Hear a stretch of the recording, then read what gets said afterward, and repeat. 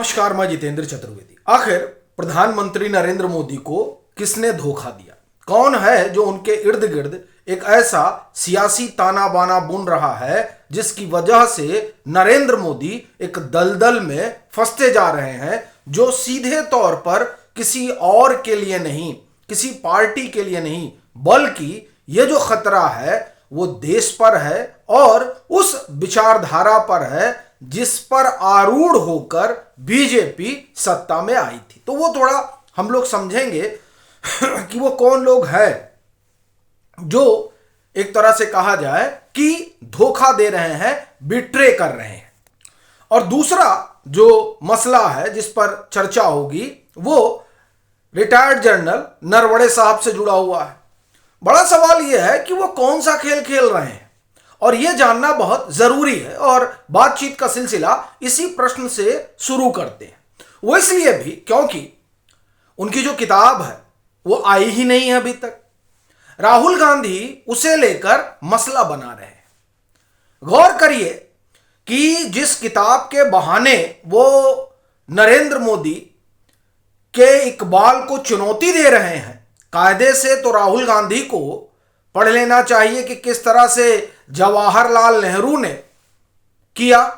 Himalayan blunder जो है उसी पे लिखी गई किताब है, उसकी चर्चा नहीं कर रहे हैं। एक दूसरा, नरवणे साहब को सामने आकर बयान देना चाहिए कि अरे हमने किताब अभी आई नहीं, हमको जो है अनुमति मिली ही नहीं है, लेकिन वो सामने आकर कुछ बोल नहीं रहे हैं। प्रश्न यह है कि वो कौन सा सियासी ताना बाना बुन रहे हैं। क्या इस बात से वो आहत हैं कि जनरल रावत के जाने के बाद जब उनका असमय निधन हुआ तो इनको लगा था कि सीडीएस बनाए जाएंगे, नहीं बनाए गए, तो क्या उसका बदला मोदी सरकार से ले रहे हैं? यह बहुत महत्वपूर्ण सवाल है। इसकी वजह है, क्या कह रहे हैं राहुल गांधी? राहुल गांधी जो किताब से कोट कर रहे हैं वो क्या है उसका तात्पर्य, ये कम से कम नरवणे साहब को समझाना चाहिए आके। क्योंकि वो जो कह रहे हैं राहुल गांधी, उससे तो देखिए बहुत साफ दिखाई दे रहा है कि पीएम ने कहा कि भाई आप ग्राउंड पे हैं तो आप तय करिएगा ना कि क्या करना है, कि आप बार बार हमसे फोन करके पूछिएगा। ये तो एक तरह से कहा जाए कि बड़ा वाजिब जो है वो आदेश दिया गया। भाई आप एग्जाम दे रहे हैं, अब आप किसी सवाल में फंस गए हैं तो फोन करके पूछिएगा मास्टर साहब से कि इसका क्या जवाब दें। एट दैट स्पॉट तो आप ही को निर्णय लेना है ना साहब। तो अगर इस पर पीएम ने यह कहा कि आप तय करिए, क्यों उन्होंने ऐसा कहा? भैया वहां तुम खड़े हो तो आप तय करोगे कि क्या सिचुएशन है, एक्सक्लरेट करना है या यथास्थिति बनाए रखना है। कायदे से यह जो बात है इसको जनरल साहब को साफ करनी चाहिए, या फिर सीडीएस ना बन पाने का जो एक मलाल है उस मलाल को वो इस तरह से जाहिर कर रहे हैं। एक बात। दूसरी बात, वो कौन लोग हैं जो ये चाहते हैं कि ना तो संसद चले और ना ये सरकार। देखिए, अपना इससे लेना देना नहीं है कि सरकार आएगी या जाएगी, लेकिन जिस तरीके का सियासी ताना बाना बुना जा रहा है, आखिर वो कौन लोग हैं जो ये चाहते हैं कि भारत चीन से भिड़ जाए?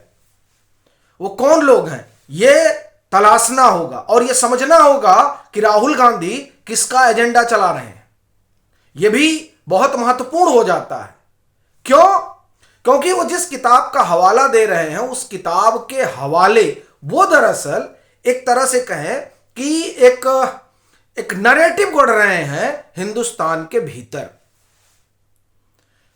ये जो नैरेटिव है वो नैरेटिव सीधे तौर पर कोई है जो लिख कर दे रहा है और जिसको राहुल गांधी आगे बढ़ा रहे हैं। अन्यथा जिस किताब को वो संसद के परिसर में दिखा रहे थे उसी किताब को उनको सदन के पटल पर रखना चाहिए। भाई केंद्रीय गृह मंत्री कह रहे थे, रक्षा मंत्री कह रहे थे कि साहब किताब तो अभी तक छपी नहीं, ले जाकर रख देना चाहिए, या अगर मैं ठेठ भाषा में कहूं तो ले जाकर मुंह पे मार देना चाहिए कि लीजिए गृह मंत्री जी, लीजिए रक्षा मंत्री जी, ये रही किताब, लीजिए स्पीकर महोदय। राहुल गांधी ने यह क्यों नहीं किया? वो क्यों उसको लेकर बाहर टहल रहे हैं? क्योंकि वो जान रहे हैं कि वो जो कर रहे हैं वो गलत है, और जो परोस रहे हैं वो झूठ और प्रपंच है। नहीं जाए ना साहब, लोकसभा में जाए, और लोकसभा में जाएंगे तो सदस्यता चली जाएगी। एक डरपोक इंसान उसको सदन के बाहर दिखा रहा है। डरपोक इसलिए कह रहा हूं क्योंकि कायदे से राहुल गांधी को सदन में रखना चाहिए था ना, और वहां पर उन्हें केंद्रीय गृह मंत्री को झूठा साबित करना चाहिए था, रक्षा मंत्री को झूठा साबित करना चाहिए था, प्रधानमंत्री को झूठा साबित करना चाहिए था। अगर वो सही बोल रहे हैं तो, क्योंकि सदन में तो सीधे कहा जा रहा है कि साहब जो है किताब छपी ही नहीं है, और जब छपी नहीं है तो आप क्या ही हवाला दीजिएगा। वो क्यों नहीं जा रहे हैं, और मैं क्यों डरपोक कह रहा हूं? सदस्यता चली जाएगी, विशेषाधिकार हनन का नोटिस आएगा, और फिर उसमें जो है दोबारा 5 सुनहरी बाग, पहले तो तुगलक रोड से बाहर हुए थे, अब की बार 5 सुनहरी बाग जो खोज खाज के उन्होंने लिया है, वहां से बाहर का रास्ता देखना पड़ जाएगा। तो इसलिए उसको वहां लेकर नहीं जा रहे हैं, बाहर ही खड़े होकर मथ रहे हैं। एक बात यह बहुत महत्वपूर्ण है, क्योंकि देखिए साजिश बहुत बड़ी है, और ये राहुल गांधी यूजीसी बात क्यों नहीं कर रहे हैं, उस पर भी इनको चर्चा करनी चाहिए। क्यों नहीं बोल रहे हैं वो? आखिर में यूजीसी पर बोलने से क्यों भाग रहे हैं? हम लोग तो यही मानकर चल रहे थे कि जब संसद का सदन शुरू होगा तो राहुल गांधी यूजीसी पर बोलेंगे, लेकिन यूजीसी पर पूरी कांग्रेस ने चुप्पी साध रखी है। काहे भैया, क्या वजह है? क्यों नहीं आप उस पर बोलना चाहते हैं? क्यों? इसलिए नहीं बोलना चाहते हैं क्योंकि वो भी जिसका एजेंडा है, उस एजेंडे में भी एक तरह से आप कहें कि वो एजेंडा चलने देना चाह रहे हैं, और ये दूसरे एजेंडे पर जा रहे हैं। दूसरा एजेंडा मानी देखिए, कई प्लान चल रहा है ना कि कैसे नरेंद्र मोदी को हिलाया जाए, तो उस प्लान का एक हिस्सा जो है वो नरवणे की किताब भी है, तो वो किताब को लेकर चल रहे हैं, और यूजीसी वाले मसले में ये विस्वमन होने दे रहे हैं समाजवादी। आइए ना भाई, किसी के साथ खड़े होइए, आप सवर्ण के साथ खड़े होइए या आप गैर सवर्ण के साथ खड़े, कहीं तो खड़े होइए। आप देखिए साजिश का आलम, घूसखोर पंडित सिनेमा आता है, वो ये ओटीटी संभवतः नेटफ्लिक्स पे आ रहा है या आ गया है, जो भी है, टाइटल देखिए साहब, ये क्या चल रहा है? ये जो अचानक जनवरी का महीना इस तरीके से आगे बढ़ा है, ये कुछ तो है जो चल रहा है। एक बात। दूसरी बात, जो मैं धोखे की बात कर रहा हूं कि किसने प्रधानमंत्री नरेंद्र मोदी को धोखा दिया, यह विमर्श का विषय है, और यह गहन छानबीन का मसला है। देखिए इस देश में अभी जो चल रहा है वो, मैंने जैसा कि पहले कहा, किसी नरेंद्र मोदी या किसी बीजेपी पर हमला नहीं हो रहा है। यह हमला उस धारा पर है जो धारा सनातन की आत्मा है, यह उस पर हमला हो रहा है। अब आप कहेंगे मतलब, तो वही मैं आपको समझाता हूं, फिर मैं आता हूं धोखेबाज वाले किस्से पर। अभी अचानक क्या चल रहा है साहब? अचानक जो सनातन एकता वाला मसला है वो जाति में घुस गया है, फंस गया है। उसके बाद में जेएनयू तो इस तरह के, आप एक तरह से कहा जाए कि अभियान का हिस्सा रहा है। जब आप ब्राह्मण को एक तरह से कहें कि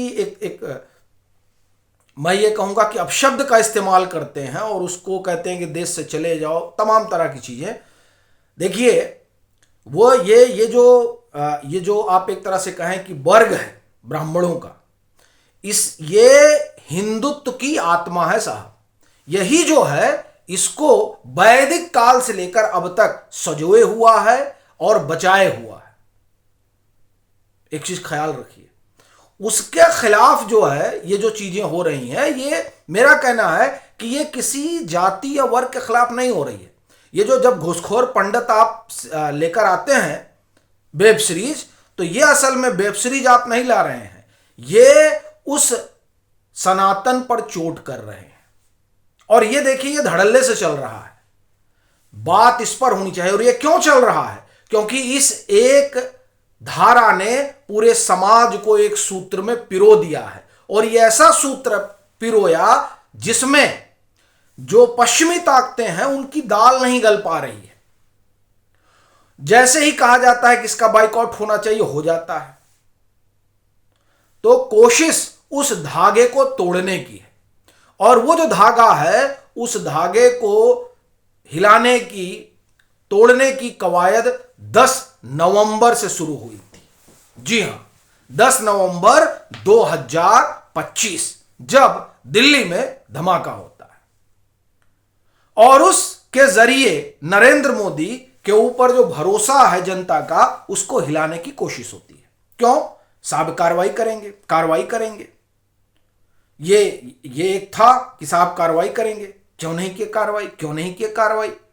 देखिए, हमेशा ऑपरेशन जो है वो डॉक्टर बता के नहीं करता है, कभी कभी अटेंडम बुला कहता है ये बहुत जरूरी है। तो पहले तो ये नैरेटिव गढ़ा गया कि नहीं साहब देखिए इतना बड़ा चीज हो गया और नरेंद्र मोदी कुछ कर नहीं रहे, लेकिन फिर भी नहीं हिला कुछ।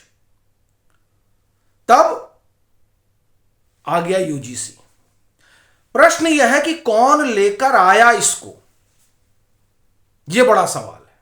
कौन है नरेंद्र मोदी की कैबिनेट में जो कंप्रोमाइज हो गया है? कौन है उस ब्यूरोक्रेसी में जो लुटियन टीले पर बैठती है वो कंप्रोमाइज हो गई है? कौन है जो ये जो हिंदुत्व की धारा है उसको खत्म कर देना चाहता है? किसने धोखा दिया? देखिए, जिन लोगों ने बिट्रे किया है, कम से कम मैं तो यह मानता हूं कि वो इस धारा से तो जुड़े नहीं है, उनको आयात किया गया है। और ये जो लोग आयात होकर आए हैं, यानी इस धारा में, वो कहा गया था ना कि जब 2014 में नरेंद्र मोदी की अगुवाई वाली सरकार आई तो बहुत लोगों को आयात किया गया। तो साहब ये जो आयात हुए, ये तो किस लिए आयात हुए? तो कुर्सी के लिए आयात हुए। इनको तो कुर्सी चाहिए थी। और जो इस पार्टी से जुड़े हुए लोग हैं, संगठन से जुड़े हुए लोग हैं, तो धारा के लोग हैं, वो तो विचार के लिए लड़ रहे हैं। तो उन्होंने उनके लिए भी दरी बिछाई जिनको आयात किया गया। तो अब मुद्दा यह है कि वो कौन है आयातित शख्स जिसने इतना बड़ा खेल कर दिया नरेंद्र मोदी की आंख के नीचे। इसे कहा जाता है साहब चिराग तले अंधेरा। तो अब यह पड़ताल का विषय है कि किसने धोखा दिया, कौन है वो धोखेबाज, कौन वो आयातित अधिकारी है, और आप एक तरह से कहें कि इस सरकार का हिस्सेदार है जिसने यूजीसी जैसे रूल को आने दिया और हिंदुस्तान के सनातन समाज को बिखरने के लिए साजिश रचा। और आप देखिए उस साजिश का क्या हाल है साहब। पूरा समाज जो है वो एक दूसरे के सामने खड़ा है। ये सबसे बड़ी जीत है उनकी जो हिंदुत्व के ताने बाने को तोड़ना चाहते थे। अब सबसे बड़ा जो $1 मिलियन सवाल है कि वो कौन है, आप किसे मानते हैं? क्योंकि देखिए विशुद्ध रूप से यह धोखा हुआ है पीएम के साथ। क्योंकि पहले मुझे लग रहा था कि नहीं ये सोची समझी एक तैयारी है, लेकिन अब सीधा सीधा लग रहा है कि नहीं साहब, ये यानी सोची समझी तैयारी तो है, लेकिन ये पीएम के एंगल से नहीं है, ये उन लोगों के एंगल से नहीं है जो हिंदुत्व की धारा में जीते हैं, ये उन लोगों के एंगल से नहीं है जो हिंदुस्तान के लिए सोचते हैं, ये उन लोगों के एंगल से है जिनको न विचारधारा से मतलब है, न हिंदुत्व से मतलब है, न सनातन से मतलब है, और न हिंदुस्तान से मतलब है। उनको मतलब कुछ लोगों से है, तभी वो देश और समाज को इस तरह की आग में झोंक देना चाहते हैं। वो कौन है ये आप जरूर कमेंट में बताइए।